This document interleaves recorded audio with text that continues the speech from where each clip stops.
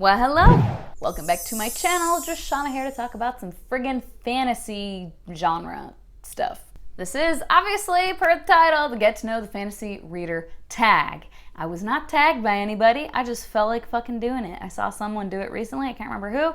I was like, hey, I should probably fucking do that. And I believe Maddie at the Book Pusher came up with this tag, and it was based on the Get to Know the Romance Reader tag that I believe Bree Hill created on her blog, and I'll have both of those things linked down below. Let's get into it. Question number 1, what is your fantasy origin story? Like, how did you come to read your first fantasy novel? And honestly, I can't exactly remember. I've been an avid reader like basically my entire life since I could read when I was like 4. And I do know that I didn't read a shit ton of fantasy as a kid. I don't know, when I was a kid and in my day, it was pre-Harry Potter, so it wasn't such a big thing. Like, Harry Potter came out when I was in 7th grade already. So all through elementary school and most of middle school, I don't know, it was just like chapter books that were like contemporary stories and shit like that. Every now and then there was like a fantasy story that I would read. I wasn't reading like The Hobbit. That always intimidated me when I was a kid. Or like Chronicles of Narnia, or what's that other one? Aragon, right? That's one that kids read a lot. I didn't read those when I was a kid. They just, I don't know, I don't even remember them being a thing, like presented to me, other than The Hobbit. I do like The Princess and the Unicorn. I know, I loved this. It's just like a short little like, kind of picture book. Like stuff like that I would pick up. Fairy tales for sure. Ralph S. Mouse, does that count? I mean, it's like anthropomorphic, that's why it's so hard to say, anthropomorphic fantasy. So I mean, that counts, I guess, right? And through high school and college, same thing. Like, I didn't pick up Harry Potter. Hi, if you're new here. I didn't read Harry Potter until I was 31 years old, and then I DNF'd the series. So yeah, I just wasn't that into it really at first. Like in college, I was mostly reading shit for school, literary fiction, classics, a little bit of science fiction here and there. And looking back in my kind of book journal of keeping track of books I read, which I started in 2009, I have to say, it appears that my first real like obsession with fantasy started with the Sookie Stackhouse series, which is just really funny because I'm rereading it now and realizing that like Sookie's the fucking worst, kind of. But yeah, that was my first real like, oh my god, I love this series, oh my god. And then I saw like in the journal like that I started reading more like other fantasy books after that. I read The Hunger Games. I started picking up other paranormal fantasy, and then just slowly started picking up other fantasy, high fantasy, epic fantasy, all that stuff.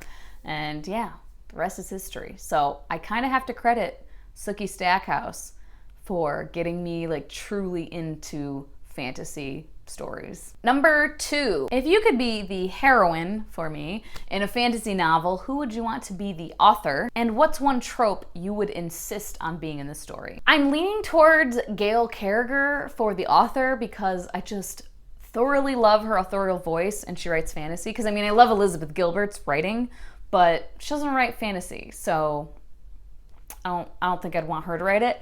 So I'm thinking Gail Carriger, but as much fun as her books are and her like writing style is and her authorial voice, I would want my story to be a little bit more serious or epic and like not dark, but you know what I mean. Her books are just very like fun. So I'm gonna say Gail Carriger's authorial voice and kind of humor and wit in her writing style mixed with Sarah J. Maas's like plot devices, oh shit moments, and like soulmate trope. And the real trope I would want to be, that I would insist on being in it, would be like soulmate friends. Like the 13, for example, in the Throne of Glass series. Number 3, what is a fantasy that you've read this year that you want more people to read? For this, I picked Jade City by Fonda Lee. I have heard people talk about it, but not as many as I feel like should, because it's really fucking solid. I don't know, I really liked it. Also, it's a reread, but Soulless by Gail Carriger. I just love those books. Number 4, I'm actually doing a video about this in this book filming session, so I kind of don't want to answer this, but I don't know when I'm gonna put this video up. Maybe I'll do this one after. So the question is, what is your favorite fantasy subgenre? And then what subgenre or subgenres have you not read much from? My favorites would have to be paranormal, like the sword and sorcery fantasy, love that shit.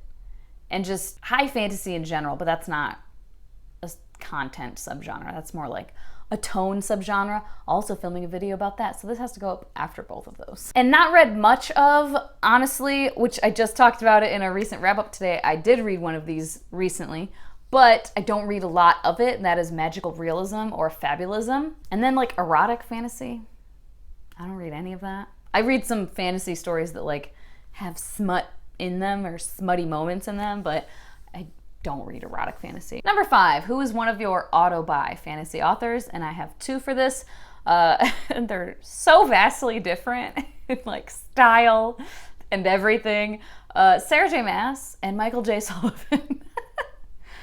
And then also Kirsten White, except for the fucking one series, the fucking Buffy verse one, no. Number 6, how do you typically find fantasy recommendations? Like what platform? And for me, I mean, BookTube, obviously. And then Twitter, I would say, would be the next one, because I follow some authors, and so I'll see authors like talking about things, and yeah, a lot from Twitter. Number 7, what is an upcoming fantasy release that you're excited for? I mean, there's a lot. I did a whole 2020 fantasy releases video of like books I'm excited about. But like the ones that came to mind were Age of Empire by Michael J. Sullivan, which is the final book in that series. And I actually have the 5th one and I haven't read it yet. But then that one is the 6th one and the final one. I'm hesitant about this one, but I am excited for it. Ballad of Songbirds and Snakes or whatever the fuck. Suzanne Collins, the Hunger Games prequel. I'm nervous, but excited. And then The Bells, number 3, which I think is the final. I think it's a trilogy, and I'm pretty excited for that. That's not coming out to the fall though. Doesn't have a title currently. Doesn't have a cover. And then book number 2 in the Camelot Rising series, which does have a cover, which is beautiful, and a title, but I can't remember the title right now. Number 8, what is one misconception about fantasy that you would like to lay to rest? And I don't know, I mean, I can't think of anything. I feel like when people, like there are people out there who are like, fantasy is like just pure escapism and it's stupid or silly. And I just think that's like an obvious, stupid take. Like, okay. I don't know, I feel like that's just like kind of a trolly opinion and don't care about that. I just would kind of like for the whole YA versus adult shit to be laid to rest. There are bad eggs in both categories, in both age ranges, and most people understand that. And again, I feel like the people who disagree, you're just kind of like, you're a trolly person, you're a contrarian, and you just want to be salty, and I don't really care about your opinion. So can we just leave those people to be difficult elsewhere, you know? And just with those categories in general, there are problems like within publishing in those 2 different age ranges and those 2 different categories, you know? Number 9, if someone had never read a fantasy book before and asked you to recommend the first 3 books that come to mind as places to start, what would those recommendations be? So I did think about this for a second, and I looked at my shelves, and it's kind of difficult because it's like imagining someone who's literally never read a fantasy book, and it's like, well, fuck, I don't want to throw them into, you know, The Hobbit or like some Lord of the Rings shit, or even like the Michael J. Sullivan series, like some high fantasy shit. So I picked the Queens of Renthia series because I think it's a really cool world, but it's young adult mostly. There are adult characters that you follow, but I don't know, it's a mixed bag one. But I just think it's a really cool world, but it's not incredibly complex. And there are politics happening with different kingdoms, but again, it's not overly complex. So I think it's a good intro to like, oh, this is kind of what you're looking at. And there are multiple characters, but again, there's not like 20 characters that you're following and have to keep track of. So I think that would be a good one. Harry Potter, I mean, I didn't read Harry Potter when I was a kid, but that's just so many people's kind of gateway into fantasy. And if you've never read fantasy before, the series kind of progresses, I think, in a good way, getting more and more like darker and more serious and a little more complex. But it's a cool world. Obviously, it's fucking Harry Potter. But it's not like a hella complex world, I don't think, and it's not explained in like a super complex way. And then the Hunger Games, it's different than like, you know, a high fantasy or whatever. It's a dystopian kind of urban fantasy situation, but it's just written so fucking well. Like, I've reread it multiple times, and it's one that like stands the test of time, I think. There we go.